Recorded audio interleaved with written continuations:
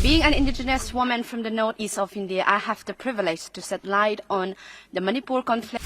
Manipur, with a population of 2.8 million, is home to more than 35 communities. One of the main reasons of this conflict is over land rights and controls and ownership of the land between the two communities. For the narrative peddled by international medias have been that the Manipur conflict is of religious nature holds no ground. The central government of India has tried to stop the conflict by resolving issues on both communities peacefully with continuous dialogue. Being an indigenous woman from the northeast of India, I have the privilege to shed light on the Manipur conflict and the government of India's firm resolve to bring back peace and normalcy in the region.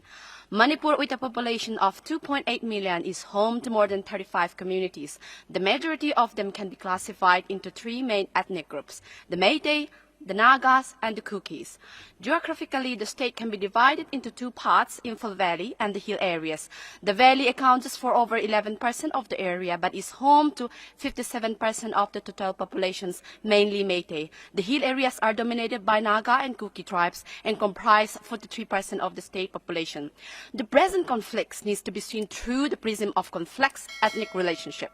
One of the main reasons of this conflict is over land rights and controls and ownership of the land between the two communities.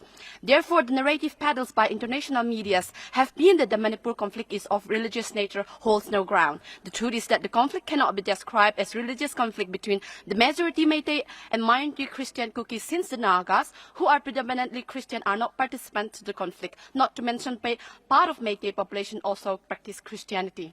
Thankfully, the central government of India has tried to stop the conflict by resolving issues on both communities peacefully with continuous dialogue. I would beg the Honourable Council and audience to see Manipur conflict for what it is.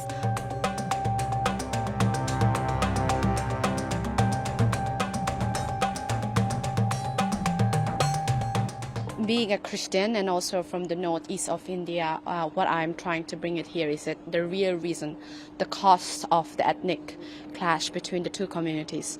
It is very easy to have a propaganda to put like a victim role, and I think the Western media, not only the Western but also the East, are very good at doing that. So what we are here is to say that this has a complex issues. It's not only about religion, yet religion somehow ended up being one of it, but the cause and the reason of this is between the community group, Meitei, which is a majority, occupied into the area that they have is 11% of the Meitei Valley, the Imphal Valley, which they occupied. So I think as a community, as a Meitei, if I were a Meitei group, and we are almost overpopulated the area. And the whole area of the tribal community, which is also the hill, which is about 90% of the entire Manipur, it belongs to either the Kuki or the Naga tribes. So essentially, both sides, I wanted to expand my territory. But, you know, this, I think the original cause of the issue is the British divide and rule policy, dividing India already from like Pakistan, the East and the West, bringing religion use as a tool to divide people. I think somehow the post-colonial division is still happening. And unfortunately, with the case of Manipur, it's hard because I would be sided Kuki, but I want to be partial here because Kuki are my people. But at the same time, the reasons that putting Christian versus Hindu, because not all Meitei are Hindu. Majority are Hindu, but not all of them are Hindu. The same goes for the Kuki. Majority are Christian, but not all of them are Christian.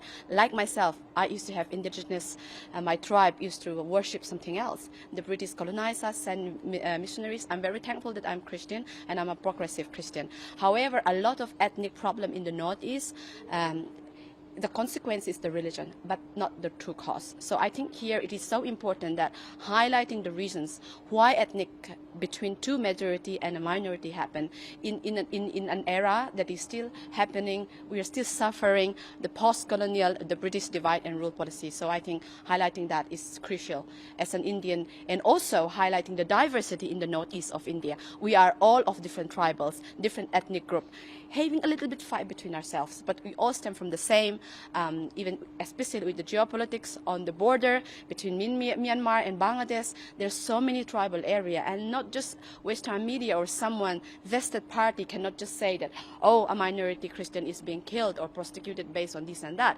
without an actual cause. So I think it is important to highlight the true reason of what is happening there. My last question to you, do you believe that the Western media or the West do really understand the the complexity of the Northeast India? Not at all. Being a native, I can say that they don't. And plus, I think also nowadays, I can also see that there is a group of us, in a way, from inside who wanted to portray the truth in the face to the mainland India as well as to international media. And I think it is very important that if I were a media or a ground personnel to highlight, to have the evidence, they should come and stay not just one day and have a parachute journalism. They should stay longer, observe the people, have both sides, and especially with Manipur condition because there was internet shutdown, and a lot of journalists, either from the inside, cannot have their statement cross-checked. I think that is one of the reasons as well why we have biased media.